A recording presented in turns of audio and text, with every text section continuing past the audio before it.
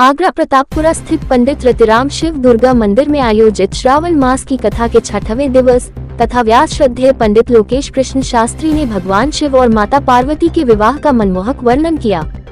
कथा में बताया गया कि कैसे शिवजी की बारात देखकर सब भयभीत हो गए थे, परंतु बाद में देवताओं द्वारा भगवान शंकर का सुंदर श्रृंगार करने के बाद वैदिक मंत्रोच्चार के साथ उनका विवाह संपन्न हुआ।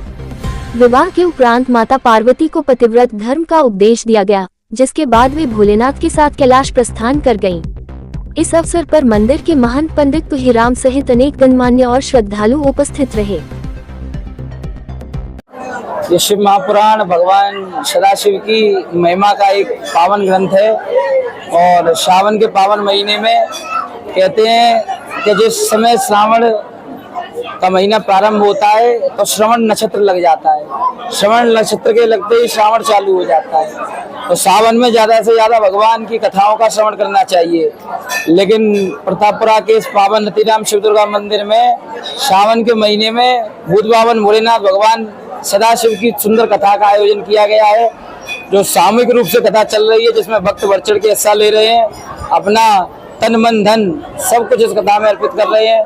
आज की कथा में भगवान सदाशिव के पुत्र कार्तिकेय भगवान और श्री गणेश जी की पावन कथा की महिमा को सुनाया गया। और शिव पुराण में ब्रह्मा जी नारद जी से कहते हैं कि जो भगवान शिव के पुत्रों की जन्म की कथा को सुनता है उसका जीवन धन्य हो जाता है।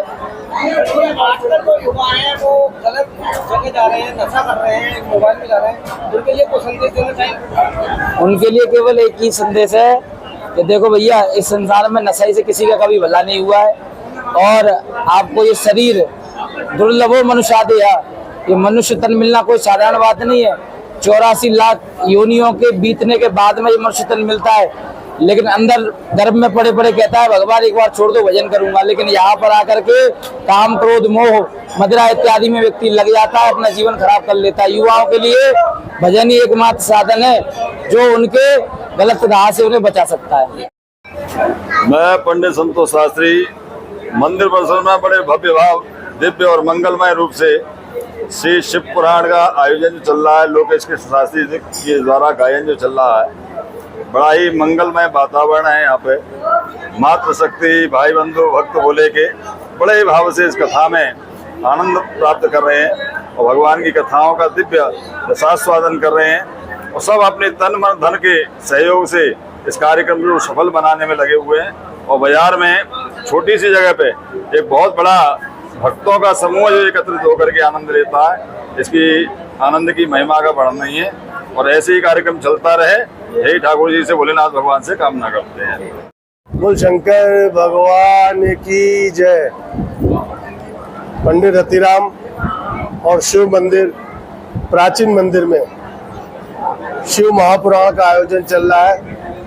बड़े ही आत्मनिक तरीके से लोकेश शास्त्री जी कथा का श्रवण करके, जिस तरीके से उन्होंने कल शिव विवाह था और आज उनकी कथा का जो वर्णन करके बताया है, निश्चित ही लोग भाव विभोर होके मंत्र मुग्ध होके भोले की अमृतमय लीला में मस्त थे और हर कोई यही कह रहा था कि ये पल जो है ना हमसे ओझल ना हो। भोले बाबा बड़े दयालु है और जो सुनने वाली जो संगत और जो आ रहे लोग वो भी बड़े दयालु है। सब पे गुरु महाराज इसी तरह की कृपा करते रहे और जो भागवत में और शिव पुराण में राम कथा में क्षण मात्र के लिए जहाँ भी सत्संग कीर्तन भजन होते हैं, क्षण मात्र के लिए भी चल जाता है तो निश्चित ही उसका कल्याण है। जय भोले की। आज जो कथा सुनाएंगे उसका क्या महत्व था, क्या सीख मिलती है? देखिए, मैंने आपसे भी क्या बोला, कथा सत्संग भजन, कथा का शीर्ष यही होता है कि हमको वो जीवन जीने का तरीका सिखाती है और जीवन जीने का तरीका जिसको आ गया कथा के माध्यम से, उसका ये लोग भी अच्छा है और परलोक भी अच्छा होगा। जय श्री। शिव पुराण का आयोजन किया जा रहा है, लेकिन सावन महीने में शिव पुराण का क्या महत्व है ये तो परमात्मा ही जाने कि क्या चीज मिलती है हमें शिव पुराण में आके। जो लोग आते हैं उन्हें मालूम है कि क्या मिलता है क्या नहीं मिलता है। हम शिव पुराण में आके बहुत सारी चीजें प्राप्त करते हैं। भगवान की कृपा सबसे बड़ी कृपा है।